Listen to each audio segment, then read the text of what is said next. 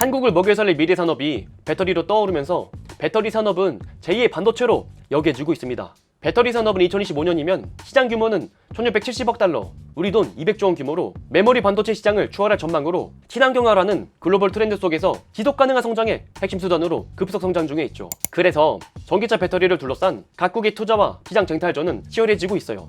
LG에너지 솔루션, 삼성 SDI, SK온 등 국내 배터리 기업들은 북미, 유럽 등 대단위 시장을 중심으로 설비 투자를 강화하며 2025년까지 생산 설비를 2배 확대한다는 계획을 펼치고 있고요. 중국은 철저한 자국 기업 일감 몰아주기 아래 CATL, BRD를 중심으로 배터리 산업을 키우고 있고, 일본은 파나소닉을 필두로 테슬라가 자체 생산 중인 4680 배터리 납품을 남몰래 단독 수주를 받으면서 얌전한 고양이가 부뚜막을 올라간다더니 전기차 산업의 헤게모니를 쥔 테슬라와 결속력을 강화하며 시장 쟁탈전을 준비 중이죠. 그래서 현재 배터리 업황을 거시적 시야로 정리한다면 한국은 서방을 중심으로 한 생산기지 증설로 규모의 경제를 통한 가격 경쟁력 확보, 중국은 철저한 보호시장 아래 자국 기업 키우기, 일본은 한국과 중국이라는 배터리 양강 구도 체제에서 테슬라라는 대마를 잡으며 동아시아 3국 저마다 배터리 업계 힘겨루기가 이어지고 있습니다. 하지만 2021년 배터리 산업의 점유율 현황을 본다면 한국 배터리 기업들의 힘겨루기가 많이 밀리고 있는 것을 알 수가 있습니다. 2021년 글로벌 전기차 배터리 사용량은 2020년 146.8GWh에서 296.8GWh로 102.3%가 상승을 했지만, 오히려 한국 배터리 대표 기업 3사의 점유율은 소폭 하락했습니다.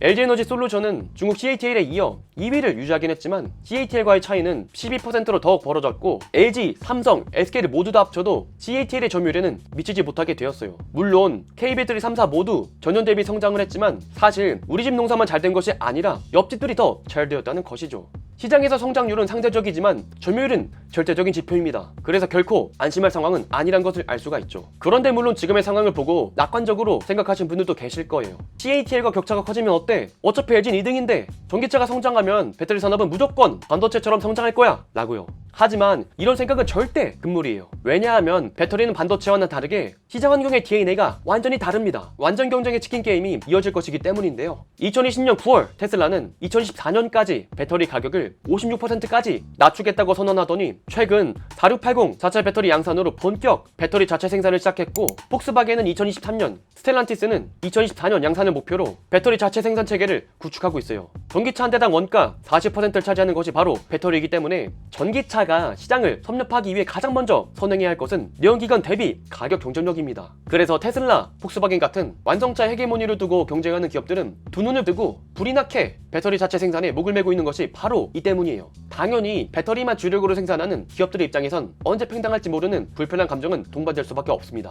자, 그런데 우리나라 K배터리 기업들의 입지가 좁아질 수밖에 없는 상황이 점차 다가오고 있어요. 완성차 기업들이 선호하는 배터리 소재 및 폼팩터가 한국이 주력으로 하는 엔신 배터리를 외면하기 시작했기 때문입니다.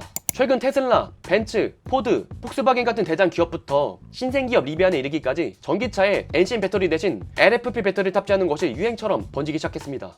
LFP 배터리는 NCM 배터리에 비해 약 30% 비교적 저렴합니다. 이미 다들 아시겠지만 LFP 배터리는 중국 기업이, NCM 배터리는 한국 기업이 주력을 하고 있는데요. 전기차 기업이 취해야 하는 전략이 어서 전기차 가격을 내연기관 수준까지 끌어내려 판매량을 증대해야 하지만 철강석 및 배터리 등 원자재 가격 급등으로 차량 가격은 계속 상승하고 있어요. 테슬라만 봐도 2021년 한 해에만 2차례에서 3차례까지 가격을 인상했고요. 그래서 K배터리가 주력을 하는 NCM 배터리의 대안으로 값싼 LFP 배터리가 대안으로 떠올랐고, 대부분의 완성차 기업들이 LFP로 눈을 돌리고 있어요. 게다가 최근 벌어지고 있는 전쟁도 LFP 탑재 바람에 불을 지폈습니다. 전쟁으로 니켈과 코발트의 가격 급등이 이어졌고, NCM 배터리의 주 원료가 니켈과 코발트인 만큼 원가 부담을 줄이기 위해서라도 가격 경쟁력이 있는 LFP 배터리를 탑재하는 옵션은 선택이 아닌 필수가 된 것이죠.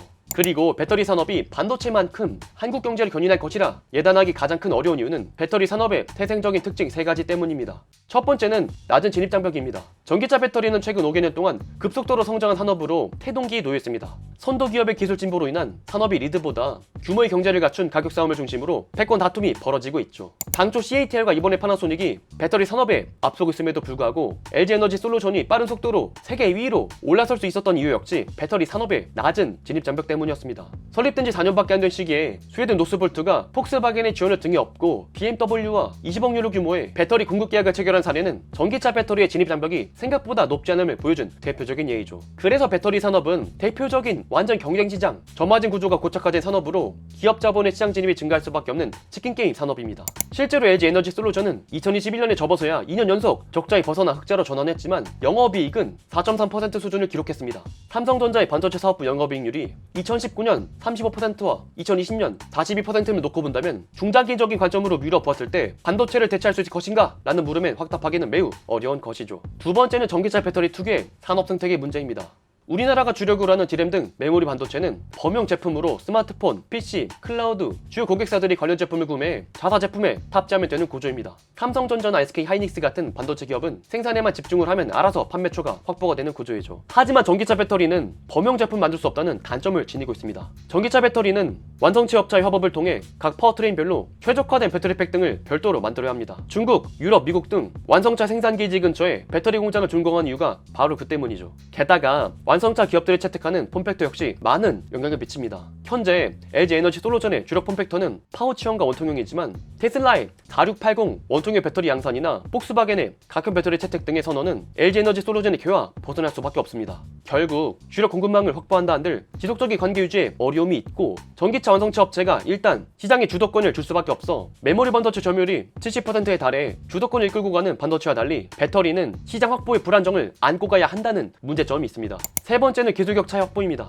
전고체 배터리나 하이니켈 등 차세대 배터리 기술로 예견되고 있는 기술들은 2027년에서 2030년 상용화가 예정되고 있습니다. 각 배터리 기업들 모두 선두기업 자리 꿰차기 위해 앞다퉈 개발을 진행하고 있죠. 하지만 설사 기적적으로 LG 에너지 솔루션이 당장 꿈의 배터리 기술 개발에 성공한다 한들 곧바로 적용되긴 어렵습니다. 배터리 산업에서 수율은 상당히 중요합니다. 수주를 위한 저가 경쟁과 안전 관련 이슈 발생으로 인한 리콜 비용 등을 감안하기 위해 적어도 수율 90% 이상을 맞춰야 합니다. 전고체 배터리 기술 개발에 성공하더라도 수율 달성에 1에서 2년이라는 시간이 적재될 것이고 각 파워트레인별 패키징 및 안전성 테스트에도 적잖은 시간이 걸릴 것입니다. 특히 차량용 배터리의 경우 안전과도 직결되는 문제이기 때문에 최대한 보수적으로 접근되어 개발되어야 할 것입니다.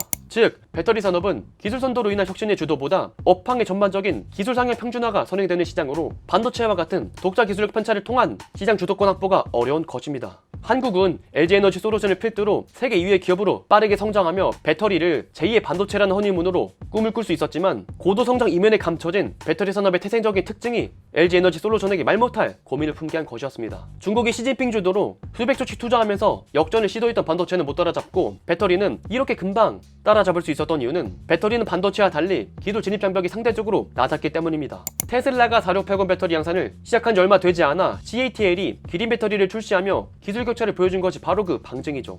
물론 K배터리 3사가 제작한 배터리는 밀도가 높아 효율성이 좋다는 장점이 있지만 향후 전기차 충전 인프라 등이 확충돼 현재 내연기관 차량이 기름을 넣듯 언제 어디든 쉬운 충전이 가능할 경우 이 같은 기술의 장점도 상당히 희석될 전망입니다.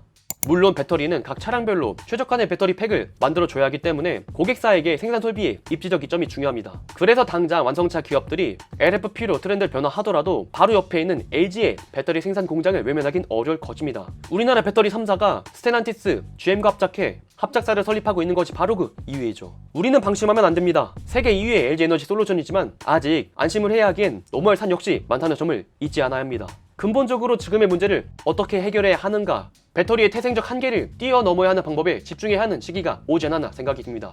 오늘의 영상은 여기까지입니다. 영상의 내용이 좋았다면 구독과 좋아요 한 번씩 부탁드리도록 하겠습니다. 댓글은 저 토리자에게 큰 힘이 됩니다. 꼭 한 줄씩만 부탁드리도록 하겠습니다. 그럼 저는 또 다음에 좋은 영상으로 찾아뵙도록 하겠습니다. 존경하는 구독자 여러분들, 그럼 다음 시간 또 만나요. 안녕!